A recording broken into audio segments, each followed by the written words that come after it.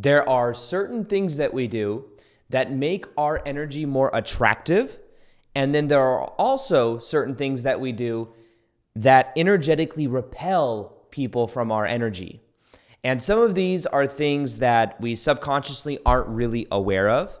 And when we start to become aware of these patterns, we're able to then let go of the ones that are repelling what we want from coming to us, or the kind of people, the kind of things that we want to attract to us.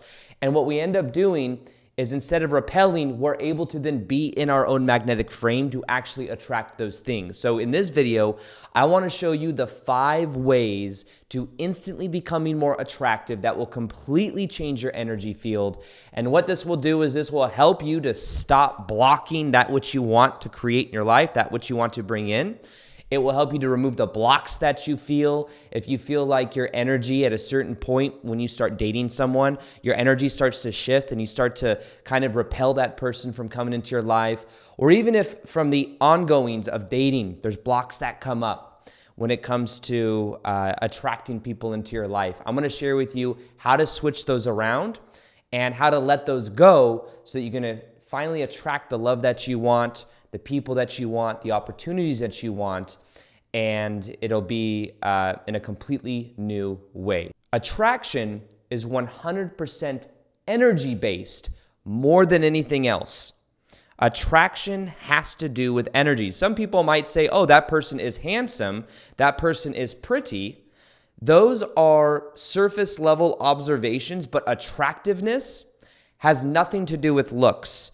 There are people, and I'm sure you've met them before, there are people that may not look what you would consider to be the most pretty or handsome, but their energy is incredibly attractive. I've known people before, I've dated people before that maybe they looked a certain way, but their energy is really what drew me in compared to maybe other people. And then at the same time, I've known people that it's the other way around. They may be very pretty or look very good on the outside, but their energy makes them way less attractive because of how they're portraying themselves, or even just how they, there's certain unattractive qualities.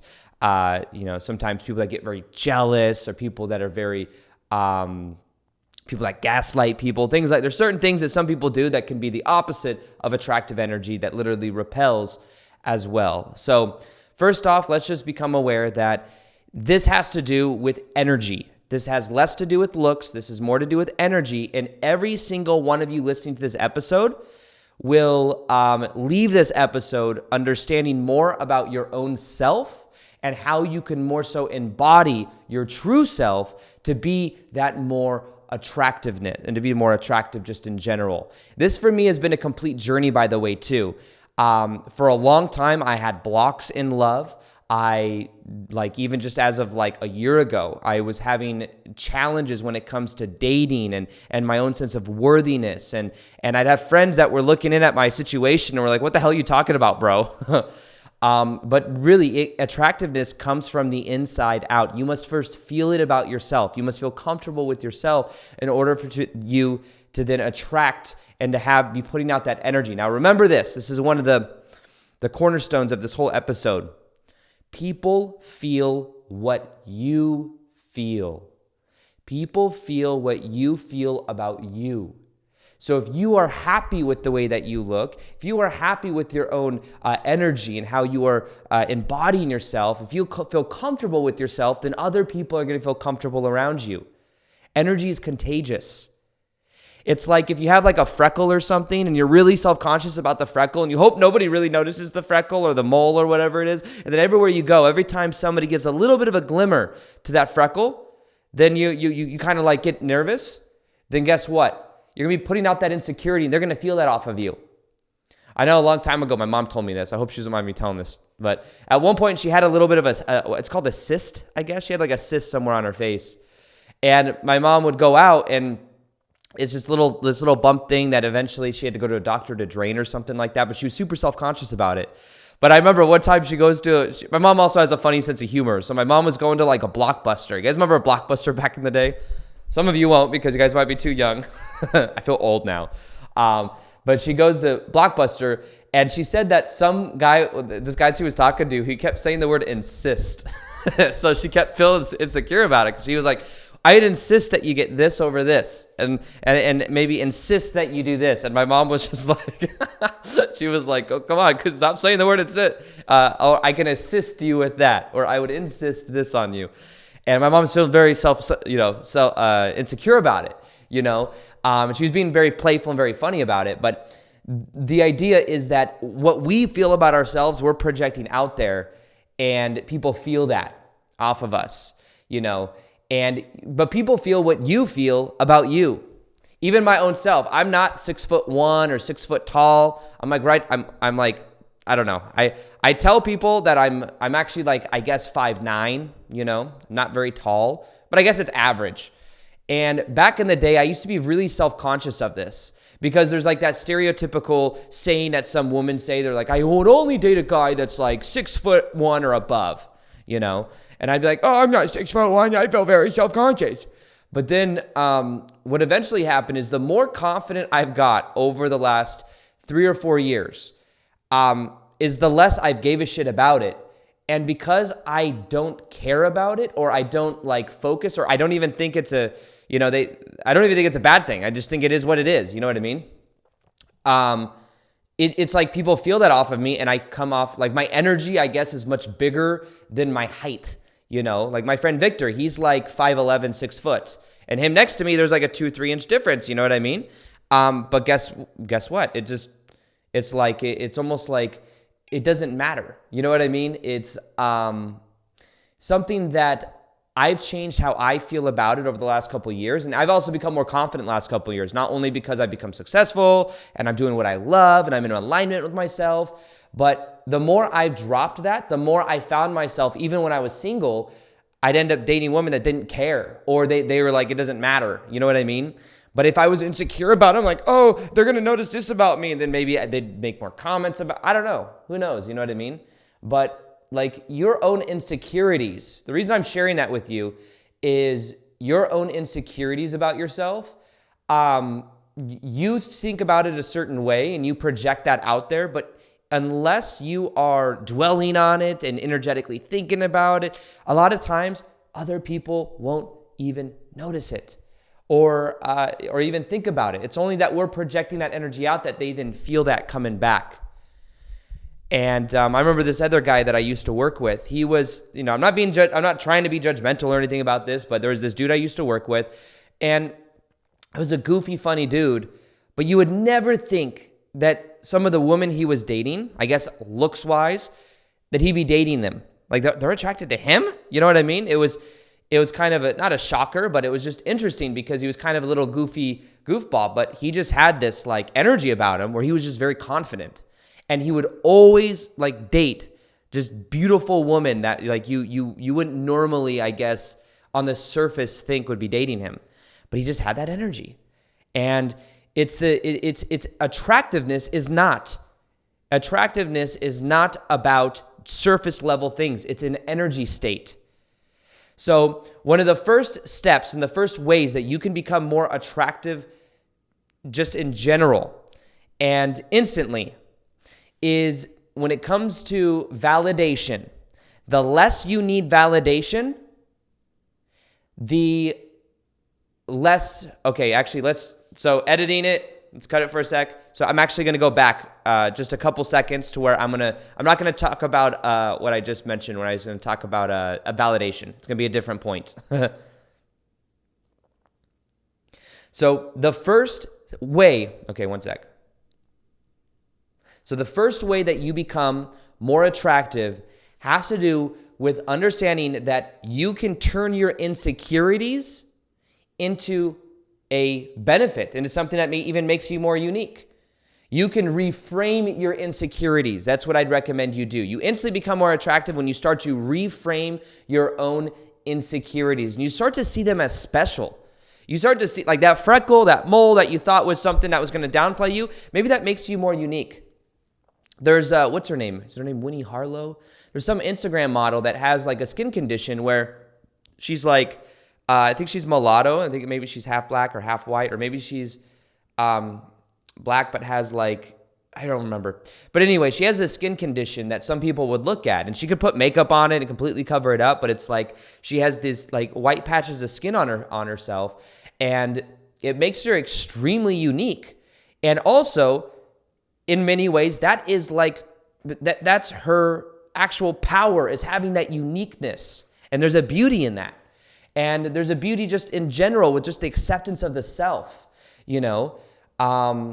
I've heard of stories also of like people that were really famous actresses. Some of you might actually know who this is. I don't know who it is, but there's a actress that my mom and dad were telling me about from like the 80s or the 90s that had she had a bigger nose. And what happened is she then got surgery on her nose to look like less big nose or whatever. And it was very hard for her to get work after that. Even though on paper or whatever she thought she looked more pretty, it was like the way she looked before gave her more character, gave her more distinction to where she actually got better roles. And so it was hard for her to get roles after she actually got the nose job. So it's interesting, but realize that your insecurities, if you own them, you will instantly be more attractive. And the way that you own it is you just simply don't see it as a bad thing. You accept it. A lot of times it's all about self-acceptance. It's like, you know, and then there's a saying, I've heard a buddy of mine, I forget who it was, but it's like if you're 5'9" or 5'10", it's almost like you almost made it. You almost made the cut of the 6 foot thing, right? Whereas if you're 5'6" to 5'5", you've just accepted it. Like you just own it. There's some very confident people that are like men that are 5'5", because they just accept that that's their height. They're not trying to be, you know, like a person that's 5'9" or 5'10", you normally add like an inch to it. And you say, I'm actually 5'9", but I sometimes tell people that I'm 5'8" because I don't want to be one of those guys that like adds an inch to it or whatever. But I realize that because my girlfriend's she's like legit 5'8", and I'm for sure like an inch taller than her. So I'm like, maybe I'm taller than I think. But that's an interest. And my girlfriend's 5'8". It's like, maybe she's like, you know, maybe if I was insecure about it, I'd be like, oh, she's 5'8". She's only like an inch shorter than me. She's going to watch someone who's like way taller. It doesn't fucking matter. It's all about how you feel about you. But if you look at any of your insecurities and you reframe them and you accept them, self-acceptance, you will find that it then has less power over you. That is something that's completely changed myself, whether it comes to my height, whether it comes to, some people don't like the sound of their voice. If you became more comfortable and you accepted the sound of your voice, your voice would naturally, like a nervousness would leave your voice and you would just sound good, you know? You just accept it more. So self-acceptance really is the key to this, because the more you accept yourself, the more attractive you are and the more other people then accept you. But we can't keep looking to the mirror to change the reflection. We have to first change how we feel about us. And the way that we do that is self-acceptance and reframing things and seeing it as a power, seeing it as a beauty. And as you do that, guess what? Your energy instantly becomes more magnetic. Now, the second way to become more attractive and more magnetic has to do with validation. So, have you ever noticed this? The people that want validation the most get it the least. And the people that want validation the least get it the most. Does that make sense? Why is that? Why is it that people that want validation the most get it the least, and people that want it the least get it the most? The reason being is because non-needy energy is attractive. Non-needy energy is attractive. When you are detached, you are more attractive. Now, for a long time, I was needy. I think it stems, if we want to go deeper in this episode, we could talk a little bit about that, of the energy dynamic of the childhood trauma that many of us have gone through. Whether it's just an attachment style thing, or maybe one of your parents was emotionally unavailable or physically abandoned, or you had to please your parents in a certain way. What happens is, if we're looking for validation on the outside, we then, and a lot of times that stems from childhood, what happens is we then search for it in our relationships. We then search for it in other people. And the less we need that validation from the outside, the more we will actually get it. It's a funny thing. But for me to deal with this, what I had to do is I had to become, the first step is awareness. I'll probably show my tattoo a lot just because I had a tattoo now, so now I have to show it, But I have a tattoo that I got recently. Underneath that ear it says awareness.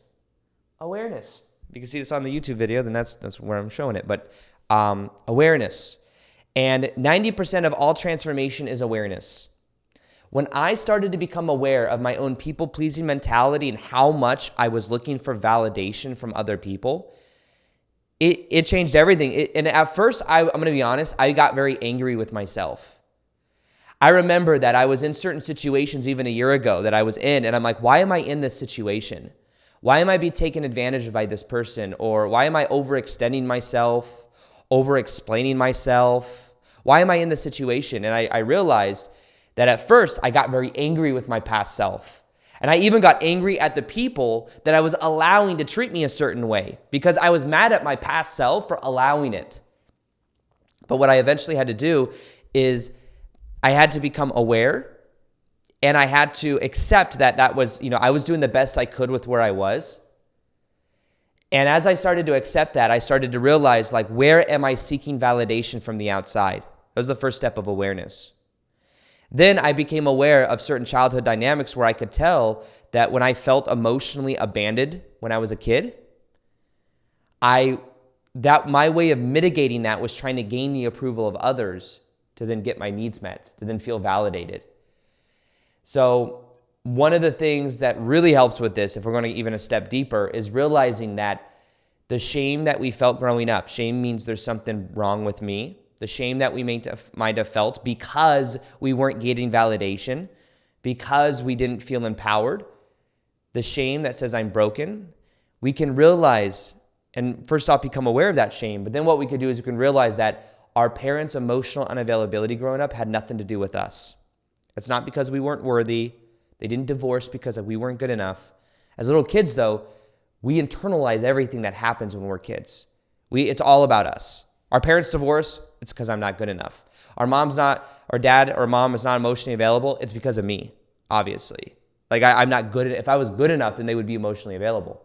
But when you start realizing, and also, I think there's a kid inside of us. Every one of us has an inner child inside of us that now we can intellectually understand this stuff.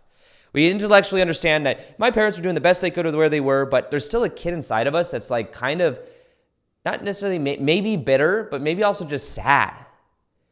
So one thing you could do is you could start to give that attention to your own inner child. You can start to validate your own inner child from the inside out and to know that you're good enough. You're enough. And as you start to release that shame, you will start to feel completely different about yourself. So to instantly become more attractive, stop needing validation. And the way that you stop needing validation is you start giving it to yourself. What are some other ways you could give yourself your own sense of validation? You can know that you're always doing the best you can with where you are. You could, they also say that how you do one thing is how you do everything. I'm a big fan of The 4 Agreements by Don Miguel Ruiz. It's a book. One of it's always do your best. Always do your best. I remember when I used to sell women's shoes, there were moments, there's this vibration I would get into. Then when I was just, everything I would do was so much presence. Even just, I would be packing up I worked in women's shoes. I'd be packing up someone's shoes. I'd put it in the bag. I'd put tissue over. I'd do this. I'd go above and beyond because there's also this phrase that I used to learn. It's from the book Think and Grow Rich. It's called going the extra mile. And when you go the extra mile, people feel that. It's if you go to Japan, by the way, I've been to Japan before. You go to Japan, the way these people pack up things is incredible. The level of detail they put when they wrap up your stuff is like they're putting the most intent and presence into it than you've ever seen. You just appreciate that gesture. That's just their culture. That's how they do it. But how you do one thing is how you do everything. So when you're being present and doing different things, it leaks into other areas of your life. So if you start to approve of yourself, you will find that you start to live in consistency with your word, another one of the 4 agreements. You start to feel more alignment within yourself. And that really does change a lot when you start to embody that aspect of you. So to need less validation, what you want to do is also get to the core of your abandonment wound. It's a big part of this. The core of your abandonment wound. The core of your abandonment wound may be from emotional abandonment or physical abandonment when you were a kid. But really looking at that and realizing that your parents did the best they could with where they were, but that it's not your fault. It's not your fault. It really is not your fault. And as you realize, oh, it's not my fault that this person wasn't there or that this happened, you then start to free yourself from that energy and that core belief that says, I'm not worthy. I'm not enough. Maybe I can find validation on the outside. And that's really what validation is too. There's a core belief there that says, I'm not worthy. I'm not enough. And because I'm not enough, I need to overextend myself. I need to get validation from the outside. You know, I've talked about this in a couple of recent episodes, I think, but I went to a influencer party, a whole bunch of like influencers, many of which you guys know, and I could just tell myself, I could feel myself losing my sense of frame, but wanting certain people's, not even everyone's validation. It's funny, I'd go into like a group of friends that I have a really good rapport with, and it was very natural as being myself, but then it's like I wasn't giving myself permission to be myself around certain people because there was a certain way I thought that I had to be. And when I was there, I could literally just feel the different levels of permission that I would give myself around different people. And I would, in a way, hold myself back from being my real self when I was around certain people because I wanted them to think about me a certain way. I was being manipulative. That's the thing with people pleasers and nice guys, is when we want validation from other people, we will manipulate other people into liking us. And then as a result, they don't like us as much because they feel the inauthenticity. Or we attract people that are also playing on that trauma. I've attracted narcissists into my life because they're on the other side of that wound of not feeling worthy and feeling like, you know, as an empath, you have to switch your frame up to be around other people. It's like it plays into that trauma. But if you want to attract authentic people into your life, the key is to be yourself and to give yourself permission to be yourself, which leads us into the third way to instantly be more attractive. Now, if I could summarize one main thing that would change your life, one of the most stereotypical things that you hear people say when it comes to being attractive instantly or just being attractive in general, it's the most annoying thing you can possibly hear, but it is the most powerful thing that will change your life more than anything else if you really embody it. You want to know what it is? What's the most annoying thing people say when you're like asking for advice or dating advice or something? Dude, just be yourself. Just be yourself. And you're like, well, which self am I supposed to be? Like, how am I supposed to just be myself? It's not that easy. I need to complicate this in my mind and make it some very, like abstract thing. Like, how am I supposed to be myself? But the thing is it's the truth. Be yourself. Be the real you. Give yourself permission to be the real you. Even if the real you is polarizing.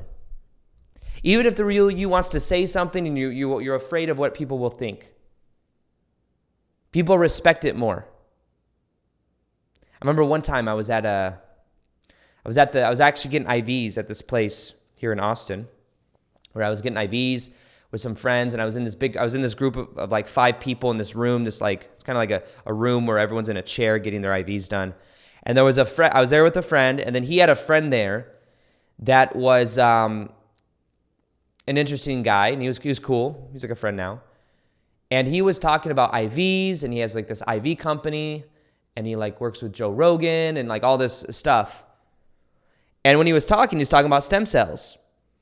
And I remember that there was a moment where I was holding myself back from saying something I really wanted to say, but then I was like, fuck it, I'm just going to say it. And it was nothing bad, or wasn't even like this big old thing like I'm making it out to be. But basically what it was is I was thinking about stem cells, and he was talking about stem cells and this long process of like how this process works to getting the stem cells to do this thing that go in the body that do this thing, or I don't even know the science of stem cells really, but he was talking about it, and there was like a conversation going on. And I thought to myself, like, what would I be like? I just thought what I was interested in with stem cells. I was like, what kind of research? I asked the question. I said, what do you guys, the thing that I'd be holding myself back from doing stem cells is when you talk about ancestral energy and how like the cells of our body carry within it like the history of our stuff and then our mom's stuff and then our dad's stuff? What if the cells that you're getting, the stem cells you're getting from someone else, what if that person has like, maybe has been through a lot of trauma? Or maybe they have certain, like, maybe they're a very negative person, or they're very, there's just a lot of trauma inside their body. Would it make a difference if you're getting stem cells from somebody that has a different belief system? Like I was really looking at like stem cells and belief system, stem cells, and the person's energy that you're getting it from, because if you were to get like, there's stories of this, if you get an organ from somebody like donates their organ to you, you take on the energy field a lot of times of that person in some way. There's a story of a guy that got some type of heart transplant. He's a big bodybuilder guy too. I think his name's CJ Fletcher or something. He got a heart transplant from a little girl. So he's got this little girl's heart in his body that's keeping him alive. And he started to have dreams, certain type of dreams and certain type of memories of this little girl he started to have. He started to become more compassionate. And he's a big bodybuilder guy. So it's like if organs have a certain memory, then how would that affect the person? Even stem cells affect the person the body they're going into. So that would be like one thing that I would be mindful of if I was, absorbing that kind of energy. So that was something that I ended up saying. That I was like, that's the one drawback that I would have. And I could tell that for a second it made him think when I told him this. And then he thought it was kind of interesting that I think he thought it was interesting that I said that. And he never thought of that before. So this thing that I was kind of afraid to say because I didn't know how he'd take it, or it was just this unique kind of different perspective. It's honestly kind of esoteric for the room, I think. Ended up being something I could tell he respected me more for. It was more authentic for me. I got to express myself in a way that's like what I was really thinking. So it's interesting. But I was actually being more myself, and I could tell it just had a different type of energy. Now, of course, that wasn't necessarily the dating, side of things, but it was more so just in life in general. That makes a big difference. So basically, for the third way that you become more attractive instantly is to just give yourself permission to be yourself. Give yourself permission to be the real you. And as you do, guess what? That changes everything. It changes everything. And at first, you might be a little bit afraid to say certain things, to be a little bit more polarizing, but also realize polarity is attractive. When you meet someone that's very centered on who they are and they're not afraid to express who they are, a lot of times they'll respect that. And it makes you more magnetic, especially when you're talking about masculine and feminine energy. There's a lot of spiritual men, I think, that like lack that. They're working on like really getting into their own frame and feeling present. And when you're in that, it's an energy field that comes off of you that's very confident, that people can feel when you're in that state. So something to be mindful of as well. Now, the fourth thing that I want to share has to do with something called the frame technique. It's probably one of the most powerful body exercises I've ever used in my life. I remember that I started to use this and I would experiment with it in public. I was living in Sedona at the time. My shadow work integration coach taught me this. And basically what it is it has to do with bringing awareness inside of your body. And you go out into public and you notice how people respond differently to you. You notice that certain people have like a different energy and they're just drawn to you more. And even now that I think about it, I went to a life transformation resort in Costa Rica a long time ago. And there was this person that was teaching there and she was talking about energy. And she said like, everyone right now in the group, in this like audience, project your energy at me. And we were all projecting our energy at her. And as we were projecting our energy at her, she said it was moving her back. It was repelling her. But what she then had us do is bring our awareness into our body. And she said that as we did that, she could then feel the pull towards us. Its frame technique works very similarly. Now, the thing is when you've been through trauma or you've been through things in the past where you tune to other people to get people's validation, or you tune to other people, you're very empathic. What happens is you have a tendency to project your energy outwards. And because of that, you're then looking for validation on the outside, and that like diffuses your own energy and actually makes you less attractive. So the thing that you want to do is you want to bring the awareness into your hands, the awareness into your feet, and you actually want to feel the separation between you and your chair, you and your the walls. Like I'm doing that right now with me and the camera, me and this little like microphone I'm talking into. As you feel the separation, you are feeling more safety inside of your own body. And as you feel more safe in your body, and as you bring more awareness and presence into it, it literally beams up your energy field. It's like powering up your energy field. And I would do this, whereas normally I'd go on a hike in Sedona, and I would say hi to people out of like obligation, and like want people to say hi back to me. It was like this weird little subconscious thing I would do. Guess what? I would start to walk, and I would not need anything from other people. I'd feel safe in my own body. Guess what happened? Just about everywhere I'd go, people would say, hello, how are you? They would like be reaching out to me. And I'm like, wow, I'm doing way less than normal. I'm just being here now. And guess what? It's a more attractive energy.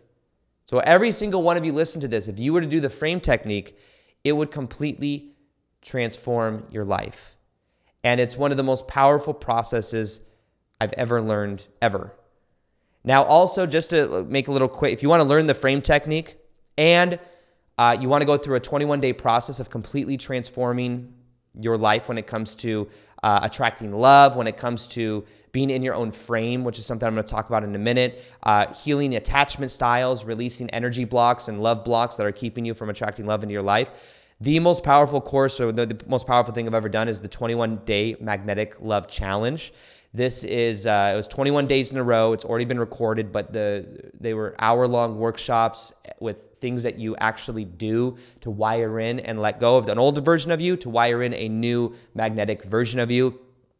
There are thousands of testimonials from this. There are over 4,000 people that have been through it. You can go right now to aarondowdy.com/love, L-O-V-E, and you can check it out. You can join.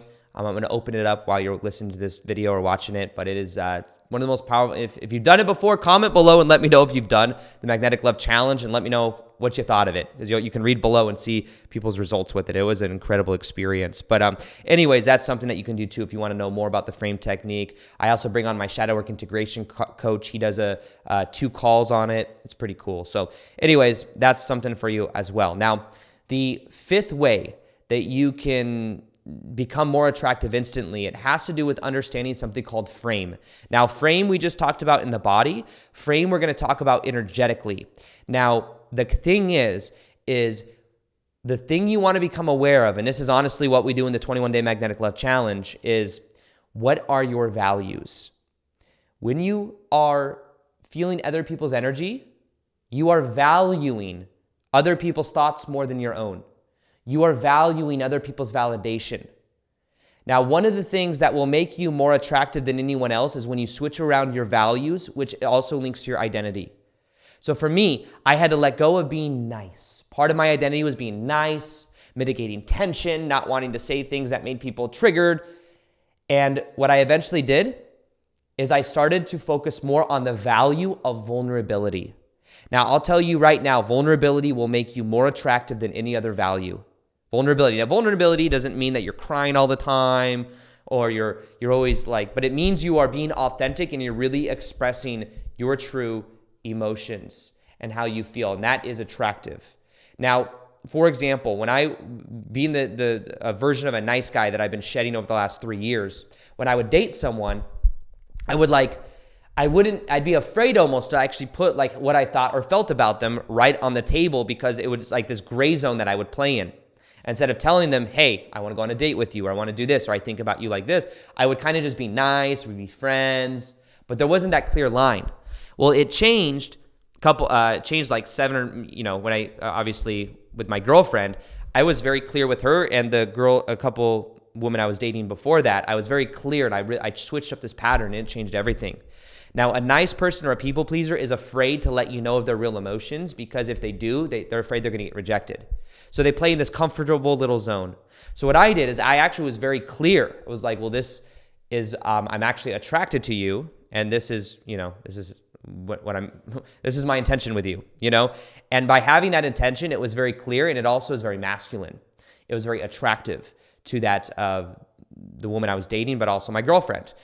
From the very beginning with my girlfriend, I was very touchy-feely with her, not in a creepy way, but just like I was putting myself out there and I was like showing her I am sexually attracted to you, and that's the dynamic that I want. We're not just gonna read spiritual texts together. We're not just gonna have conversations about the cosmos. Like we're not gonna coach each other. Like this is the dynamic, and it worked well because I was being very clear and honest from the beginning.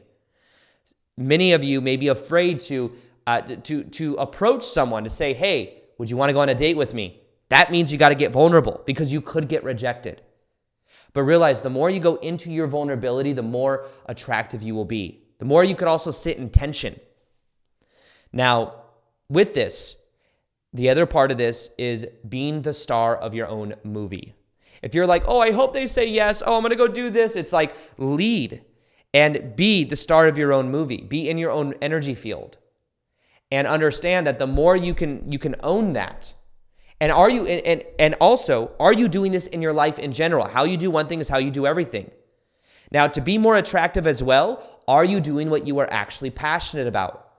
I think a lot of like the reason a lot of my videos may be magnetic, like a lot of people watch my videos because they like the energy, is because I'm doing what I love to do. I'm in my own magnetic frame. I am passionate about what I'm talking about, and people can feel that because remember, people feel what you feel about you. So are you going after your passion? Because I've realized that I've always dated women that if I'm not doing what I'm passionate about, I would be dating women that also aren't doing what they're passionate about. They'd be working 9-to-5 jobs they didn't like when I was working a 9-to-5 job I didn't like. I started doing what I love. My girlfriends, that like whoever I was dating then, are also doing what they love. My girlfriend, she's doing what she loves. That's how it works. So realize that how you do one thing is how you do everything. Commit to you being the star of your own movie. Have the courage to go into the unknown. Have the courage to put yourself out there. Have the courage to know you might get rejected, you might not. But the less you care about not getting rejected, the more likely you aren't going to get rejected. So the less you care about the outcome, the more likely you're going to be accepted anyways. Have self-acceptance. Realize that the key for all of this, that it changes everything when you really begin to step into that power and you really begin to be that most authentic version of you. Now, there is a video that will very much enhance this that talks a lot about magnetic energy, how you can more so also let go of outcome and how to make your energy more magnetic than ever before. It's one of my most popular videos on attracting love and what you can do to really gain that. So click right here, watch this video right meow. It will help you to 10x and really deepen everything you've learned in this episode. Other than that, hope you guys have a great day. Peace, much love, and namaste. The less attached you are, the more attractive you are. People are attracted to somebody that is in their own frame and doesn't need